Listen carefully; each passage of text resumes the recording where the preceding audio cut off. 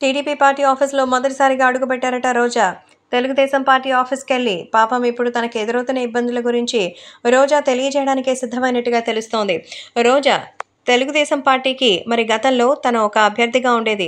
కాకపోతే తను వచ్చిన తర్వాత ఐరన్ లెగ్గా ముద్ర వేసుకుని తెలుగుదేశం నుంచి వెళ్లిపోయి వైసీపీలో చేరి కాంగ్రెస్ పార్టీలో ఆమె చేరినప్పుడే రాజశేఖర రెడ్డి మరణం. ఆ తర్వాత మరోసారి ఐరన్ లెగ్ అనిపించుకుంది. తర్వాత వైసీపీ పార్టీలో చేరడంతో ఆయన ఏకంగా జైలుకు పోయాడు. మరోసారి ఆమెను అలాగే అన్నారు.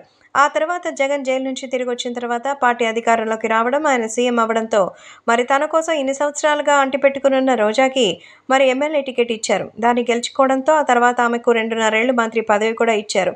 కానీ ఈసారి బొక్కబోర్ల పడింది వైసీపీ. దిక్కుమాలినటువంటి మెజారిటీతో 10 ఎమ్మెల్యే స్థానాలు గెలిచింది. అయితే ఈసారి మాత్రం రోజా గారు దారుణమైన ఓటమిని చవిచూడక తప్పలేదు.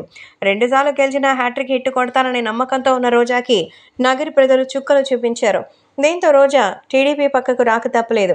సో తెలుగుదేశం పార్టీ ఆఫీస్కి అయితే వెళ్లి చంద్రబాబు నాయుడుని కలవడానికి ప్రత్యేకమైన అపాయింట్మెంట్ని తీసుకున్నట్టుంది. పొలిటీషియన్స్ అయితే సర్వసాధారణం. ఎలక్షన్స్ సమయంలో అయితే ఎన్ని రకాల మాటలు మాట్లాడడం, ఆ తర్వాత గాలి మళ్ళిన వైపు వెళ్ళిపోవడం, ఆ తర్వాత వాళ్ళకి వంత పాడడం అనేది శరామామూలే. అందుకే ఇప్పుడు రోజా కూడా టీడీపీ బాట పట్టడానికి సిద్ధమవుతోందని, చంద్రబాబు నాయుడుతో మాట్లాడడానికి సిద్ధంగా ఉందని సమాచారం.